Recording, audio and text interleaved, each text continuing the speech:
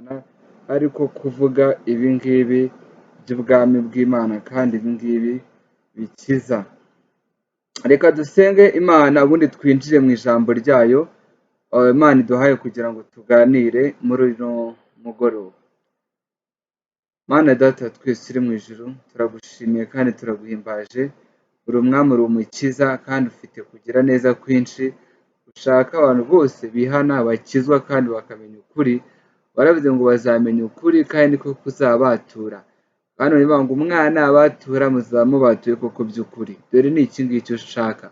Muri Yohana ibice 6 umurongo wa 40 baravuga ngo dore icyo Data ashaka ni ukugira ngo uwizera umwana w'Imana, umwemera akanamwizera azabwa ubugingo buhoraho, ngo nanjye nkazamuzura ku munsi w'imperuka. Reka Uwiteka Nyiringabo abantu bose bari hano bagize amahirwe yo kwasesinga ijambo ryawe koko ribahindukire ubuzima kandi baryizere mwami, bagira ubuzima kandi no kuzabana buzabugarutse. Urakoze Yesu ko ugiye kubana natwe, wiheshe icyubahiro kandi ukirwejo n'ibyaremwe byose mu izina rya Yesu Kristo, amen. Haleluya. Imana ishimwe cyane ko iduhaye umwanya n'amahirwe rwose kugira ngo tuganire ku by'ubu buzima, dore ko ubuzima nyabuzima bwuzuye rwose ari ubu ngubu bwo gukorera Imana. Ubuzima bwuzuye rwose buticuzwa na rimwe bibaho ni ubuzima bwo gukorera Imana. Uyu mwanya rero dufite film ngari, ni nk'uko mubizi Big Evangelical Network Ministry tugira umwanya wo kwigisha hano kuri radiyo Agaciro.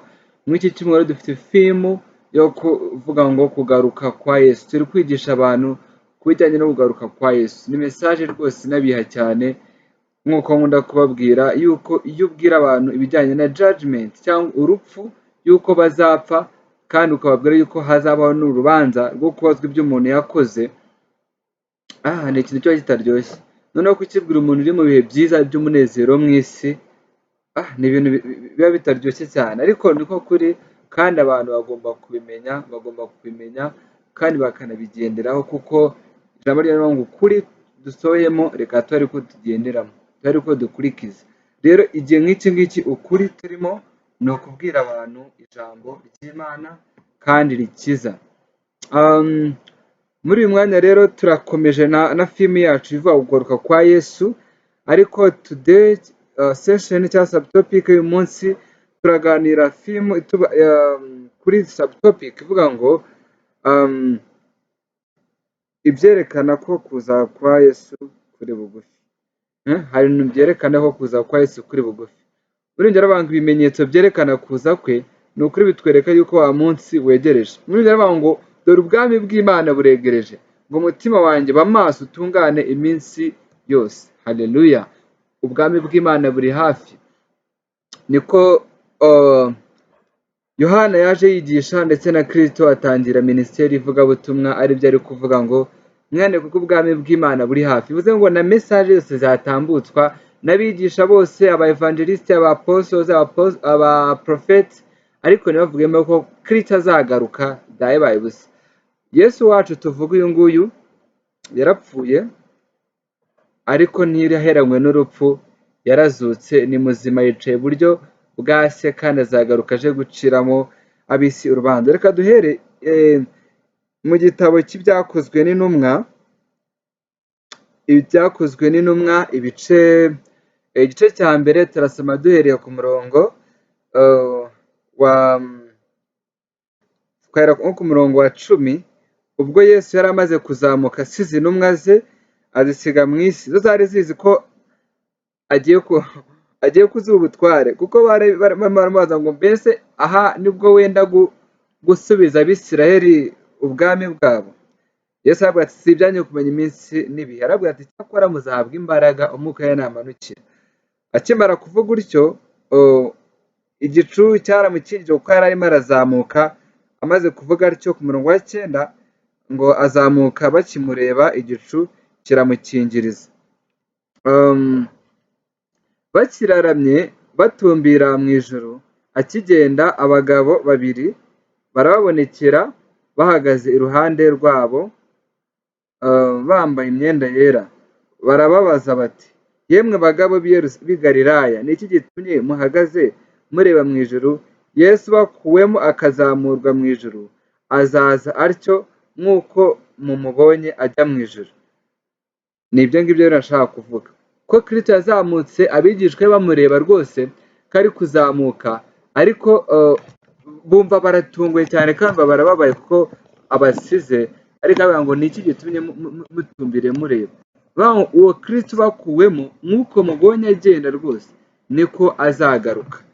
Rero ibi tuvuga koko ni ukuri, Kristo azagaruka, none azaza ku bicu, ataje kongera kubambwa nk'uko aje kubambwa, aje gusoza umurimo wo gucungura icyari cyarazimiye ari we njye nawe kugira ngo atubone, ariko kugaruka kwe ntago azaba aje kugira ngo yongere abambirwe abantu, ahubwo azaba aje gutwara abizereye agakiza yatangiye mu maraso ye, abajyane mu bwami yabateguriye. Umuririmbyi niwe wavuze ngo dore imyaka 1000 irashize, ngo uwo nguwo arahiriye ngo sinzanyurwa ku mbuto z'imizabibu, bivuze ngo aracyanegereje umunsi wose ndi mu buzima butegurirwa n'umwami Imana. Ijambo ry'Imana rivuga ngo icyo gihugu ni igihugu ahora yitayeho uko umwaka utashye. Haleluya! Iki gihugu turi gutegurirwa n'umwami Yesu ni igihugu kidasanzwe. Hano mu isi yagiye kuba dekorasiyo y'ubukwe, ntabwo bwategurwa iminsi irenze icyumweru. Sinzi wenda nimba ari njye utuye ahantu wenda hadategurwa cyane, ariko ijuru rye rirategurwa umunsi uko umwaka utashye. Imyaka 2000 irashize Kristo avuye mu isi, aho aradutegurira gakondo y'igihugu tuzabamo. Rero turi kwibaza, ni koko turi mu minsi y'imperuka. Iminsi y'imperuka buri munsi ivugwa ngo iminsi y'imperuka. Reka dusome mu gitabo cya Yoweri ibice 3, twumve uko igihe imperuka yatangiye kuvugirwa, kuko iri jambo ry'imperuka cyangwa impera y'ibihe ntabwo ari ijambo rishya, ahubwo ni ijambo ryahozeho rinavugwa kuva na kera. Reka dusome mu gitabo cya Yoweri ibice 3 ku murongo wa 1. Haravuga ngo hanyuma y'ibyo nzasuka umwuka wanjye ku bantu bose, abahungu banyu n'abakobwa banyu bazahanura, abakambwe banyu bazarota, n'abasore banyu bazerekwa, ndetse n'abagaragu banjye n'abaja banjye nzabasukira ku mwuka wanjye muri iyo minsi. Haleluya! Umva ukuntu Yoweri yabivuze. Rero gusa neza we yuko mu minsi y'imperuka ikintu kizabitwereka ni uko abantu bazasukirwa umwuka wera, ni uko abantu bazahabwa izindi mbaraga z'umwuka wera, abakobwa bagahanura, abasore bakerekwa, abakambwe cyangwa abakuze bakajya mu mwuka wo kurota, bagatangira kurota ibintu. Ariko noneho wumva iki kintu, abantu younger generation, Imana ibaha vision, ibaha iyerekwa ni iki? Ntabwo ari uvuga ngo Imana yanyeretse mbona ibingoni, ni ibintu future plan, ni ibikorwa by'ahazaza, kuko ubundi ahantu hatari vision, ahantu hatari iyerekwa, abantu bararimbuka. Uwitwa David Icyo yari umuvugabutumwa w'umunyakoreya y'Amajyepfo, avuga ngo if there is no vision people perish. Ahantu hatari iyerekwa riri future, abantu ngo batekereze ibintu biri imbere bizaza, habaho kurimbuka, habaho perish. Ariko rero mu minsi y'imperuka Imana yasezeranye ko izasukira umwuka abantu bayo, younger generation, abantu bakiri bato bakaza kugira vision, bakaza kwavansa thinkings n'ibitekerezo byabo bigari byagutse. Nibyo rero imizi dusohoye. Muri abo tubona innovation, ni uko habonetse vision. Younger generation bagize vision, none abakuze bo bagira kurota, bagira dreams, none abakobwa bo barahanura. Nicyo byavuze. None ibi ngibi byuzuye ryari? Turasoma mu gitabo cy'ibyakozwe n'intumwa ibice 2. Ku munsi wa Pentekote intumwa zari ziteraniye hamwe, zuzuzwa umwuka wera. Zimaze kuzuza umwuka wera, reka dusome mu bice 2 by'ibyakozwe n'intumwa ku murongo wa 14. Petero ahagararana nabo 11, ababwira ijwi rirenga ati, yemwe bagabo b'i Yudaya n'abatuye Yerusalemu, mwese mwe ibi mubimenye, kandi kandi mwumvirize amagambo yanjye. Aba ntibasinze nk'uko mwibwira, kuko bari isaha ya gatatu y'umunsi. Ahubwo ibyo mureba ibi byavuzwe n'umuhanuzi Yoweli ngo, Imana iravuga iti, uku niko bizaba mu minsi y'imperuka, nzasuka umwuka wanjye ku bantu bose, kandi abahungu n'abakobwa banyu bazahanura, n'abasore banyu bazerekwa, n'abakambwe babarimo bazarota, ndetse n'abagaragu banjye n'abaja banjye muri iyo minsi nzabasukira ku mwuka wanjye. Amen. Yesu ashimwe cyane. Dore rero ni iki ngiki cyasohoye icyo gihe. Imana yarasezeranye yuko mu minsi y'imperuka izasuka umwuka wayo, izohereza Holy Spirit akaduhereza cyangwa akayobora mu bari bamutegereje muri icyo gihe. Ku bantu be niko byanagenze, koko bakiriye imbaraga z'umwuka wera. Noneho abari batari maso ntibabimenye. Ubundi ni iminsi iheruka, abantu batari maso barangaye baravuga ngo isi iraryoshye, ngo twirire shongo, ubuzima ni bugufi cyane. Bo bahora babona yuko igihe gihari.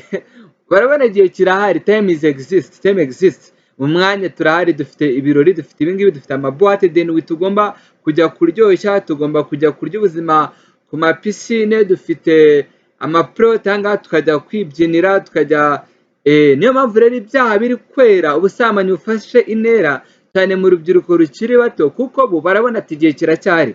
Baravuga ngo dufite igihe, kandi rero ngo igihe ni kigufi, kandi uzaza ntazatinda. Kristo rero ari bugufi kuza, ariko ijambo ry'Imana ngo ishaka ko abantu bose bakizwa kandi bahabwa ubugingo. Hari ikintu rero Kristo ategereze kugira ngo aze, nuko abantu be bazakira ubutumwa bwiza. Ijambo ry'Imana ngo kandi ubutumwa bw'ubwami buzigishwa ku isi hose, kugira ngo babere ikimenyetso cyo kubahamiriza nibwo imperuka izahera ko ize. Ikintu gitinije Kristo ni uko hari abantu batarakira ubutumwa bwiza na rimwe mu matwi yabo. Aho bita unreached people, ni population ngari cyane rwose, muri miliyari 3.2 batarumva Kristo mu matwi yabo. Abo ngabo akenshi biganje muri biriya bihugu bifite religious block zikomeye, nko muri biriya bihugu by'Abarabu ndetse n'ibihugu biri inyuma mu iterambere mu bice by'Ubuhinde na Islam, ibihugu byinshi cyane bitarakira ubutumwa bwiza. Ibyo rero bitinije Kristo, ariko Kristo ari bugufi kandi ari gukomanga. Ubu rero tuza kuganira berekana aho turi mu minsi y'imperuka. Mbese ijuru bitekereza iki?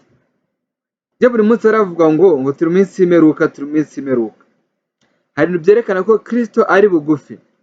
Reka dusome mu gitabo cya Matayo, twanditswe na Matayo, turasoma mu bice 24 twumve uko Imana ivugana n'imitima yacu.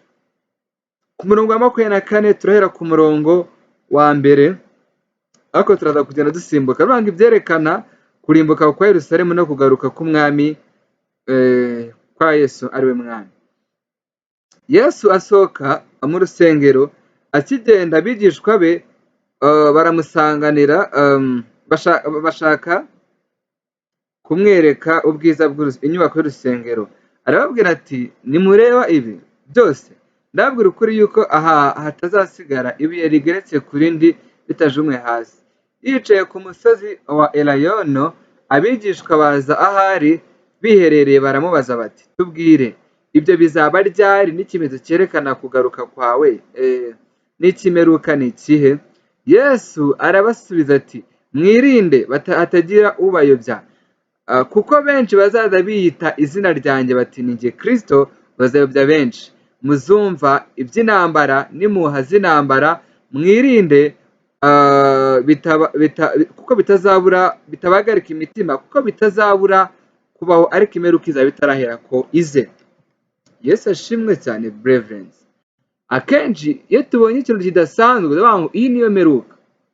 Iyo tubonye COVID-19 iba, ngira ngo mwese muriho mwaranayibonye, abantu bati iyi ni imperuka. kandi COVID-19 cyari kibayeho. Smallpox yarimbuye abantu benshi mu Burayi, ndetse na za flu zarimbuye abantu benshi barashira mu Burayi. Naho hajya habaho ibyorezo byinshi byagiyeho cyane kandi bigenda birimbura imbaga. rero hazabaho ibyorezo byinshi cyane nk'uko Kristo yabivugaga, ariko n'abantu bakavuga ngo iyi niyo meruka, iyi niyo meruka, iyi niyo meruka. Ahubwo biriya ni ibyerekana ko ari bugufi, ariko ntago hazaza icyorezo kinini niyo cyakica abantu gifite gukwirakwira mu gihe gito cyane ngo tuvuge ngo iyi niyo meruka kuba ari icyorezo kiri kwica abantu benshi. Ahubwo bitwereka yuko ari bugufi, kandi ari byavuze ngo hazabaho ibyorezo byinshi, hazabaho ibishyitsi hamwe na hamwe, ariyo mitingito buri munsi irumvikana. Ariko reka twikomereze ijambo ry'Imana. Ku murongo wa 8 aravuga ngo ariko ibyo byose bizaba ari intangiriro. Ku murongo wa 7 reka dore ku wa 6 aravuga ngo muzumva iby'intambara n'impuha z'intambara, mwirinde mudahagarika imitima, kuko bitazabura kubaho, ariko imperuka izaba itaraza. Ishyanga rizatera irindi shyanga, n'ubwami buzatera ubundi bwami. Hazabaho inzara n'ibishyitsi hamwe na hamwe, ariko ibyo byose bizaba ari itangiriro ryo kuramukwa. Ahubwo nibwo bazabagambanira ngo mubabazwe, ndetse bazabica, muzangwa n'amahanga yose abahora izina ryanjye. Nibwo benshi bazasubira inyuma, bazagambanirana bangane, n'abanuzi benshi b'ibinyoma. Reka tuganirire ijambo ngo n'abanuzi benshi b'ibinyoma bazaduka bayobye benshi, maze kuko ubugome buzagwira, urukundo rwa benshi ruzakonja, ariko uwihangana akageza imperuka niwe azakizwa. Yesu ashimwe cyane. Turi kuganira kuri topic ivuga ngo ibyerekana ko koko Kristo ari bugufi. Yitangiye ibimenyetso arimo arasobanura ku byo kugaruka kwe, ndetse n'irimbuka rya Yerusalemu, uburyo yaragiye gusenywa inzu yarubatswe. Ubu ngubu nowadays no muri Israel nta nzu y'Uwiteka igihari, ahubwo hari urukuta. Urwo rukuta barwita urukuta rw'amaganya, niho bajya bicara bakarira, kuko rwasenywe n'igihe abaromani bateraga Isiraheli, bayobowe n'umusirikare wari umujenerali w'umuromani witwaga Titusi. Arangije asenya urusengero arurambika, kuko bari bashyizeho propaganda ivuga yuko hagati y'ibuye n'irindi hariho zahabu. Ubundi bituma basenya kuko bya bindi Yesu yavuze, urusengero rurasenywa rurarambikwa hasi.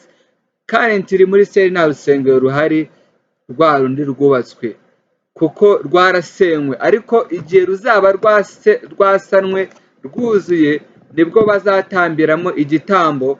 Icyo gitambo hazaba Antikristo azahita aza no kwima ingoma, kuko currently abayuda ntibaremera ko Kristo yaje.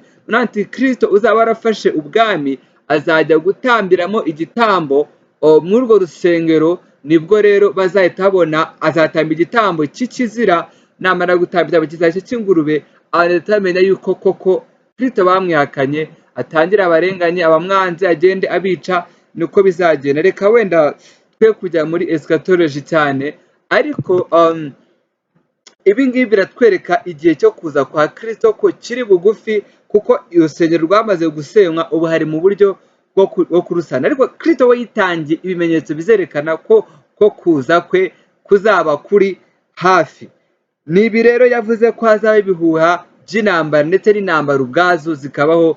Ubu namwe muri kuzumva zirahoraho cyane, muri za Kongo zihoramo, ndetse no muri Burasirazuba bwo hagati zirimo. Murabona za Iran na Iraq, za Syria horaho intambara, ubu za Ukraine n'Uburusiya naho hari izindi. Ibi ngibi siyo meruka, ahubwo ni ibitwereka yuko ibyo Yesu yavuze biri hafi, kuko yavuze yuko hazabaho ibyo bintu byose, ariko bitari yo meruka, ahubwo ari ibimenyetso byo kuramukwa cyangwa ibise.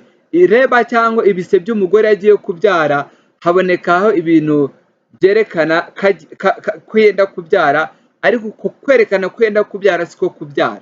Niko rero tubona ibintu bisa nkaho ari meruka, ariko siyo meruka, ahubwo ni ibyerekana ko Kristo ari hafi.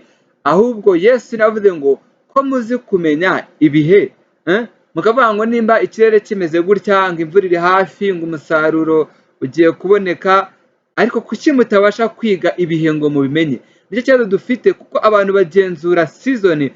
Turafite ameteorologist babasha kwiga ikirere, isanzure bakarimenya, bakamenya ngo dukurikije speed y'umuyaga uko ungana gutya turabona ejo hazagwa imvura ingana gutya, hazaba hari ubushyuhe, kandi koko bikanabaho kuko Imana yahaye n'abantu ubwenge. Ariko rero kuki tutagenzura ibihe turimo? Hari ikintu Yesu yavuze hano mu bice 24 n'ubundi ku murongo wa 14, yavuze ngo ubutumwa bwiza bw'ubwami buzigishwa ku isi yose ngo bibabere ikintu cyo kwamiriza nibwo imperuka izahera ko ize. Dore rero ikintu dufite dutegereje ni iki? Ni uko ubutumwa bwiza bw'ubwami buzigishwa ku isi hose. Ubu ngubu tuvugana hari abantu batarakira ubutumwa bwiza, ariko ku bw'amahirwe bufite umuvuduko mwinshi, bufite speed idasanzwe rwose. Ubutumwa bwiza buri kugenda ku muvuduko butigeze buba mu binyejana byatambutse, kuko mbere nta koranabuhanga ryabaga rihari, ariko ubu ngubu amateleviziyo ya evangelism arahari ari menshi, amaradiyo y'ivugabutumwa arahari, imbuga nkoranyambaga z'ivugabutumwa zirahari, mu muhanda haratambuka ubutumwa bwiza, mu masoko abantu barahigishiriza, mu magereza abantu bajya gusura bakabwirizayo, ndetse kwa muganga abarwayi nabo bagezweho n'ubutumwa bwiza. Bivuze yuko hari ahantu ubutumwa bwiza buri kugenda kugira ngo ibyo Kristo yavuze bizasohore, kandi koko ni koko bizasohora. Ku murongo wa 15, ubwo muzabona ikizira cy'umurimbuzi cyanuwe n'umuhanuzi Daniel gihagaze ahera, bisoma nka byitondere, ariko batubwira mu dukubo, icyo gihe abazaba bari i Yudaya be kuzahungira bazahungire ku misozi. Nawe none iyo Kristo arimo aritangira ngo ikizira cy'umurimbuzi nikimara guhagarara ahera, bya bintu ubu ngubu ibintu bizira byahinduwe ibyera. Ejo mperutse kubona umuyobozi umwe wa kiliziya ari kwemeza gusezeranya abantu ba homosexuelle ngo babaheshe umugisha mu rusengero. Ibyo ngibyo rero ko ibintu bizira birimo birazirurwa, nicyerekana ko Kristo ari hafi, kandi uku kwangirika kw'itorero ni icyerekana ko umwami Yesu ari bugufi cyane. Ahirwa rero abamaramaza akanameshera ibisura byabo kugira ngo bazegere cya giti cy'ubugingo, kuko uzaza we ntazatinda. Hano muri Daniel tugiye kugaruka gato, hano tuza kuhagaruka nyuma turi konkurudinga iyi sermon. Turasoma muri Daniel ibice cya 11. Ubundi imizire cyangwa ibipimo byo kugaruka k'umwami Yesu bikorerwa mu gitabo cya Daniel ndetse n'igitabo cy'ibyahishuwe, n'abadusobanura neza cyane uko bimeze. Abenshi tugendeye ku matorero amwe n'amwe abisobanura uko ashaka, rimwe na rimwe akaba hatarimo n'ukuri, harimo excitement cyangwa harimo ibintu bimeze nko gukanga, cyangwa harimo n'ibintu bitarimo ukuri rwose pe, ahubwo bisa nkaho ari ukuri cyangwa kutari ko, bitewe n'amadoctrine yacu, ariko hari ukuri kumwe. Daniel yabonye iby'iminsi 70, ibyumweru 70 byari biri gusobanura iby'iminsi y'imperuka, ariko mbere yaho yabonye igishushanyo nako sinaba nakibonye, ni umwami Nebukadinezari wa kirose, abona igishushanyo cy'izahabu, igishushanyo cy'umuntu uhagaze ufite umutwe w'izahabu, akagira igituza cy'ifeza. Amaze ku gituza cy'ifeza aza kugira ibibero ndetse n'intoki z'ibiganza bye byari bigizwe n'ibyuma, ndetse amaguru n'amano yari akozwe n'icyuma kivanze n'ibumba. Reka dusomere ijambo twumve. Daniel asobanurira umwami inzozi ze. Nuko Daniel wahimbwe Beluteshazari amara akanya yumiwe, ahagaritswe umutima n'ibyo umwami yeretswe.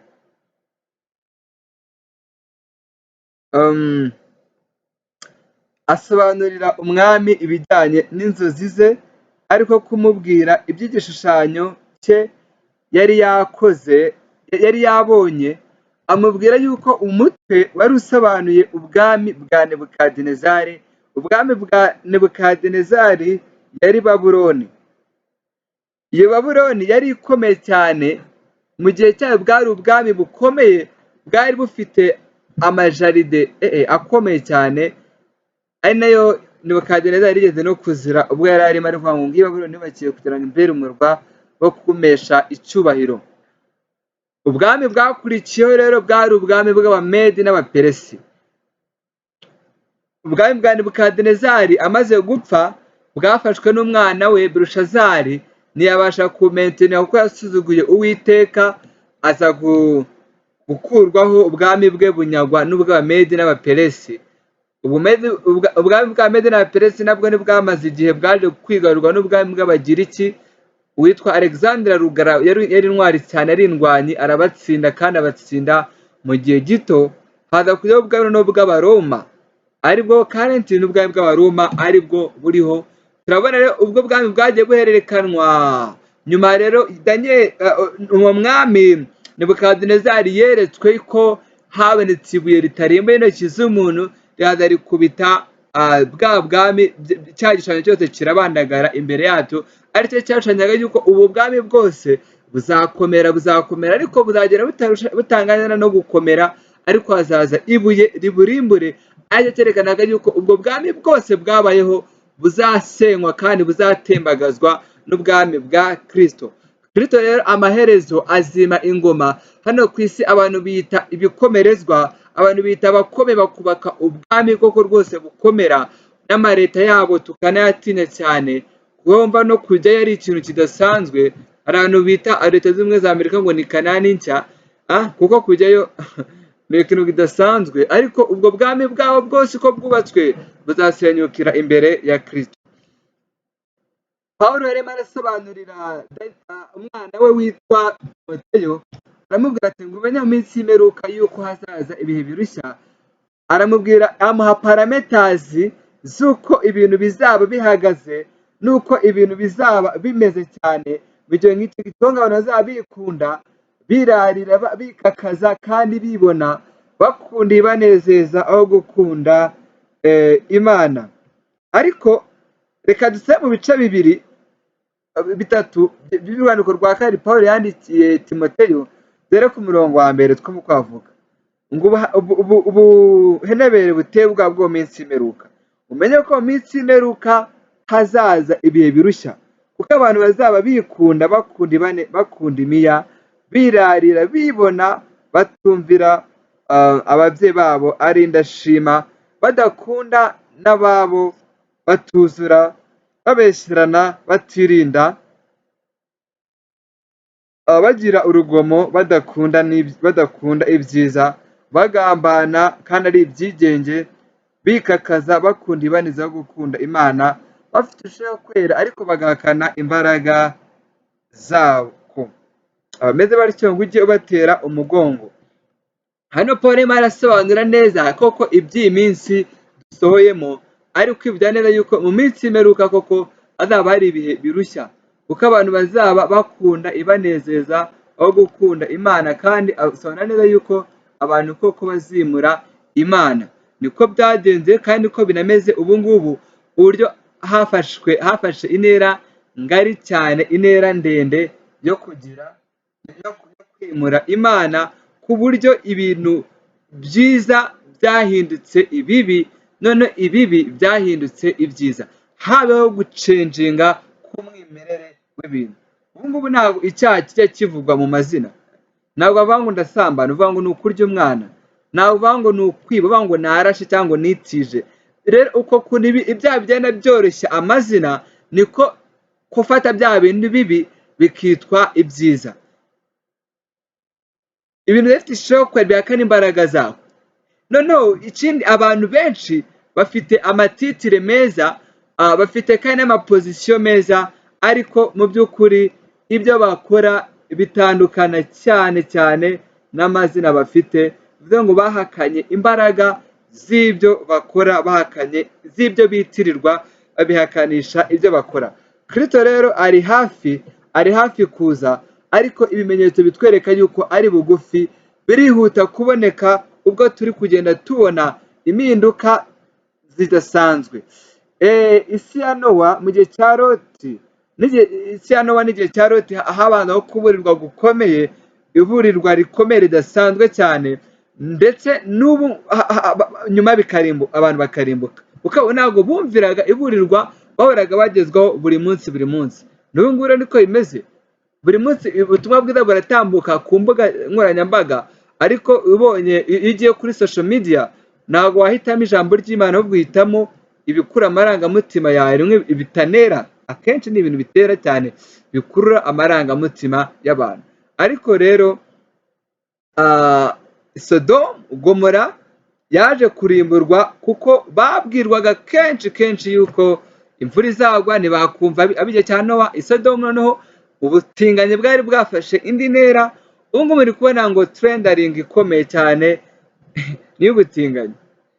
Bivuze ngo ubusambanyi ntacyo bukivuze, bw'umuhungu n'umukobwa ntabwo bikiri icyaha,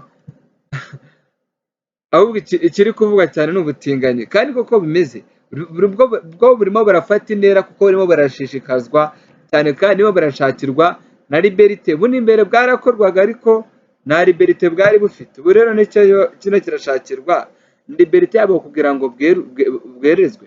Ariko ikintu gitangaje, kuba buzemerwa kandi buzanemerwa mu minsi izaza mu mareta no mu nsengero babusezeranye, ariko igitangaje ni igihe buzaba bwemeye abantu babukore.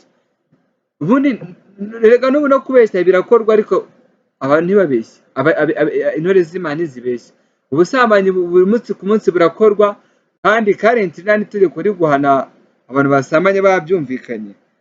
Ariko niba basambana babyumvikana bikemerwa, ariko ntibabikore, nibwo baba bakiranutse. Rero ubutinganyi rero igihe buzaba bwemewe ntibukore, nibwo uzaba uri gukiranuka ku icyo cyaha koko cy'ubutinganyi, kandi ufite freedom yo kubikora, ariko ni kubikora ubu ngubu amategeko ya moro ari kububuza, ariko n'ubundi izageraho binemerwe, bibe n'ibintu bisanzwe. Ariko abakozi b'Imana bera bo ntibazabikora. Kristo rero ari bugufi, ari kuza umunsi ku munsi, araburira cyane kugira ngo he kuzagira n'umwe uzimira, ahubwo intore ze zizabone ubugingo buhoraho. Hano muri Yohana ibice 6, reka dusome mu butumwa bwiza uko bwanditswe na Yohana, ibice 6 turasoma ku murongo wa 6, kuko mwakubwira ko Kristo ari bugufi, ariko sinkubwire ino message yuko Kristo icyo ashaka ari ukugira ngo umwizera wese ahabwe ubugingo buhoraho. Turasoma dore ku murongo 38. Reka dusome twumve uko Imana ivugana n'imitima yacu. We musore, we mukobwa uri kwitambukira, wibereye muri Viete, wibereye muri Camboge, cyangwa Nyarutarama, uri gutambuka mu muhanda, ukaba uri kugira amahirwe adasanzwe cyane kandi atari amahirwe rusange yo kuba uri kumva ijambo ry'Imana, umenye icyo Data ashaka. Haravuga ngo kuko ubwo haravuga ku 39 ngo kandi ibyo uwantumye ashaka ni ibi, ni ukugira ngo mu byo yampaye byose nagira icyo nzimiza, nigira na kimwe nzimiza, ahubwo ngo nzakizure ku munsi w'imperuka.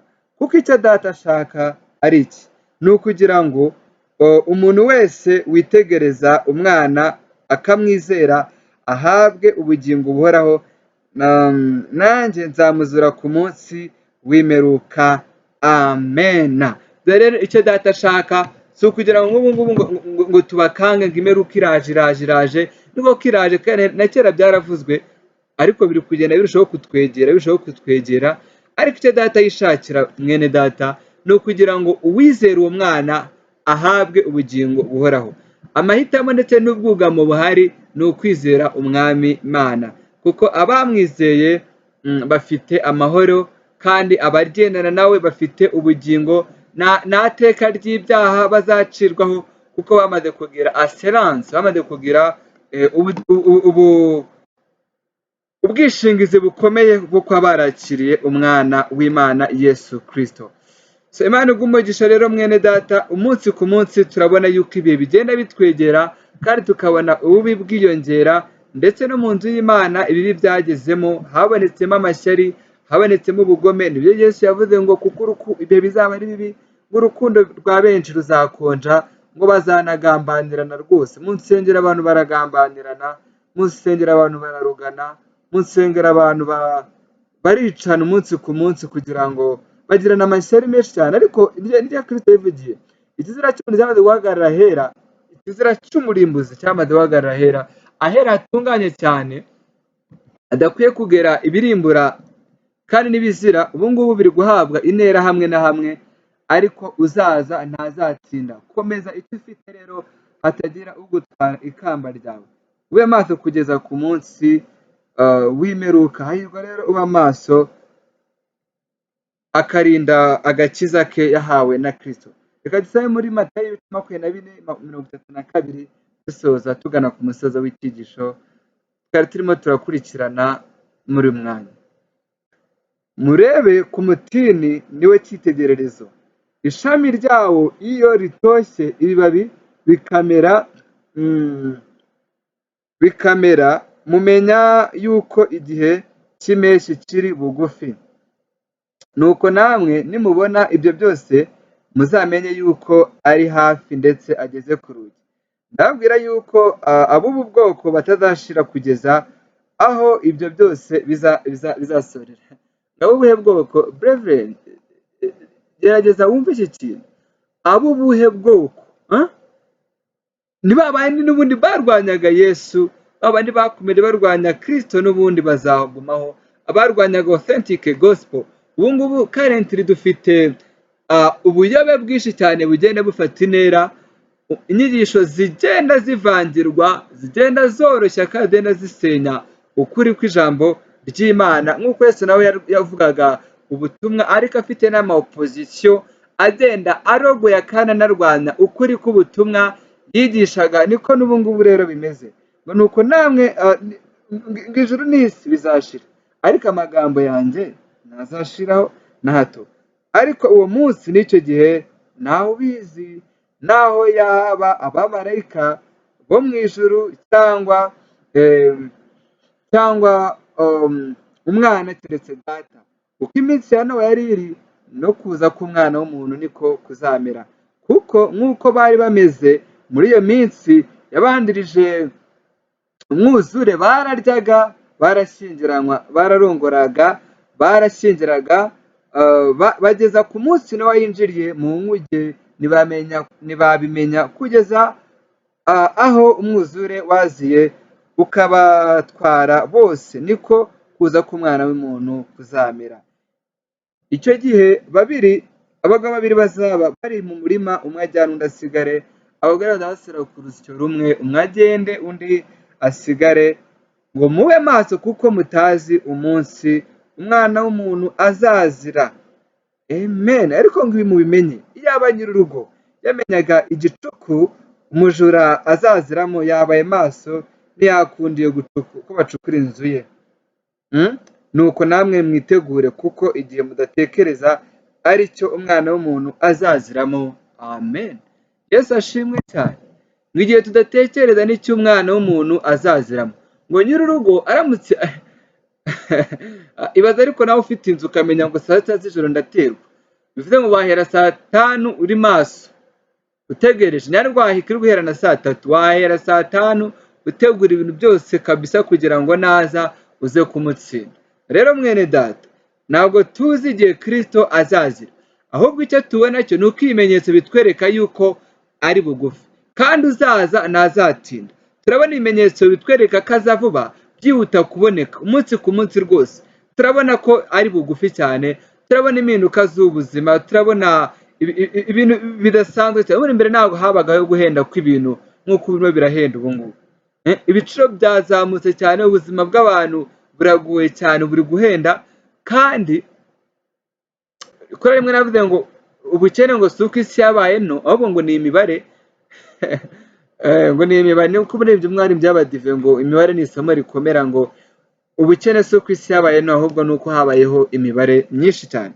Kuko urukundo rwaragabanutse, habaye ikintu cya centralization, abafite baragumana cyane. Gap y'abakire n'abakene umunsi ku munsi iri kwiyongera aho kugira ngo igabanuke. Kandi by'ukuri ama resources arahari, ariko ari kwiharirwa n'igice na group z'abantu bamwe.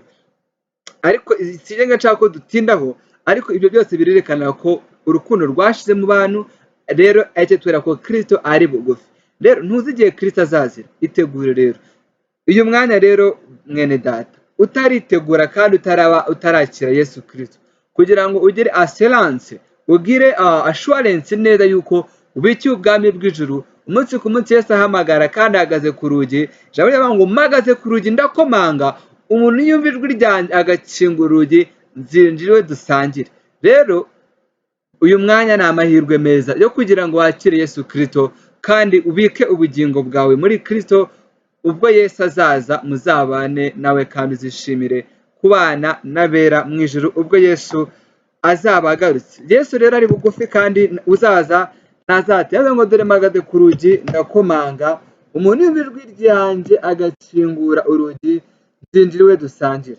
Rero n'aka kanya rero wakumva ijwi ry'Imana ugakingura urugi ukinjira,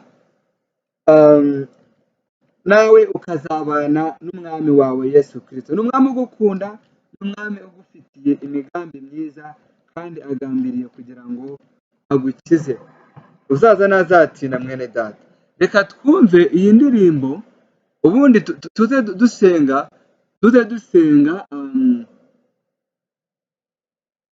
dusenga dufate umwanzuro cyane wo kugira ngo tugendane n'Imana, kuko ijuru yaduteguriye rirahari kandi ubwami bw'Imana buratwaranirwa intware zibigishamo imbaraga, ariko assurance yo kwakira ubwami bw'Imana ni ukwizera Yesu Kristo wabambwe kandi wagiye ku musaraba kugira ngo akize abari mu isi. Icyamara akazasanga witeguye ndetse n'uyu mwanya uri kumva ijambo rye kugira ngo tuzabane muri icyo gihugu yateguye. So ndaje mwanya dusenge, ariko uba witekerezaho kandi nawe utarizera Yesu mu buzima bwawe, wamufata n'icyemezo uri gutekereza neza. Ndagaruka dufate umwanya dusengane muri uyu mwanya.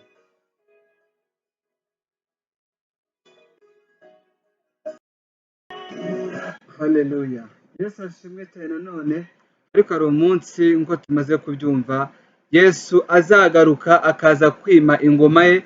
Mbere y'uko rero aza ari kugutegura nawe kugira ngo muzabane. Bamwe bazaba bari mu bihe bidasanzwe, bari kumirwa cyane. Bamwe bazaba bishimye abategereje Yesu, ariko abatarategereje Yesu banze kumwakira bazaba bavuga ati iyo mbimenya nkihana, ariko iyo mbimenya nkihana nta kizaba ikimaze mu maso y'Imana. Iki kimaze rero ni uko uyu munsi wafata icyemezo ukihana, ubutumwa bwiza burimo buratambuka. Aka kanya rero ni amahirwe meza. Utarakira Yesu Kristo wifuza kumwakira uyu mugoroba, nagufasha ukakira Yesu. Subiramo ano magambo nimba wizera Yesu kandi maze kumenya ko icyo Data ashaka ari ukugira ngo umwizera wese ahabwe ubugingo buhoraho. Nicyo Data ashaka. Vuga ngo mwami Yesu, maze kumva ijambo ryawe kandi nzi ko ndi umunyabyaha, kandi icyakuzanye ari ukugira ngo umareho ibyaha byanjye kandi unkize. Muhereje ubugingo bwanjye, izina ryanjye rivane mu gitabo cyo kurimbuka, uryandike mu gitabo cy'ubugingo. Mwuka wera unshoboze, mwami Mana unyakire. Satani sinzongera kugukorera, njye niyeguriye Yesu. Ibyo byose ndabyizeye mu izina rya Yesu, amen. Imana iguhe umugisha cyane mwene data, uhisemo neza kubusemo ano magambo. Wifuza ubufasha bukurikiyeho kugira ngo urererwe mu buzima bwa Gikristo kandi uzabaye na Kristo ubwo uzaba agarutse, wamamagara kuri 079 122 8 960, 079 122 8 960. Ni KUBWIMANA Emmanuel. Imana iguhe umugisha. Kandi ikindi, wahitamo itorero hano muri campus, uhitamo ryiza ryo gusengeramo, byagufasha gukomeza progressinga ubuzima bwo kubana n'abera. Utaranabatizwa ukigira umubatizo, wajya muri PSA, HMR, GBI, Voice of Hope, SEP, cyangwa arasa ugahitamo irikunogeye kugira ngo nawe ubwo Kristo azaza muzajyane ubundi ugategerezanya kugaruka kwa Kristo n'abera bose ubwo turadukwana ko Kristo koko ari bugufi kandi ari gukomanga kugira ngo atware itorero rye. Nawe rero urakoze kuhisemo neza. Reka dusenge rero dusabira imbaraga abantu bari bacitse intege, abantu bari barangaye, abantu bari bibagiwe iby'ijuru, abantu bakunze isi kwirutisha iby'ijuru. Reka tubasengere muri uyu mwanya ubundi Imana ibaho umugisha cyane. Uwiteka Mana ikomeye, ndagushimiye kandi ndaguhimbaje kubw'ijambo ryawe. Urakoze ko udukebuye utubwira kuri bugufi rwose kandi wowe uzaza utazatinda. Reka umugisha abantu bose bumvise ijambo kandi we kuba maso bari biteguye ubwo uzagaruka uzasange bejejwe kandi uzabane nabo. Izina ryawe nirihabwe icyubahiro, ukomeze ushyirwa hejuru none nibe bidashira. None urakoze mwami, amen. Imana igumugisha mwene data wakoze kubana natwe kuri radio Agaciro. Tuzagaruka ku munsi wa gatandatu ariko kuri YouTube Evangelism turayikomeje. Nejo tuzakomeza indi film indi topic y'ino film n'ubundi vuga ngo kugaruka kwa Kristo. Icyubahiro turi kwigisha byonyine. Imana igumugisha cyane rero wakoze kandi ugire neza usangize inyigisho. Jya kuri YouTube ya Big Evangelical Network ukande subscribe ubundi wakira ubutumwa bwiza dutambutsa buri munsi. Imana igumugisha cyane. Turabakunda kandi twifuriza umugisha w'Imana.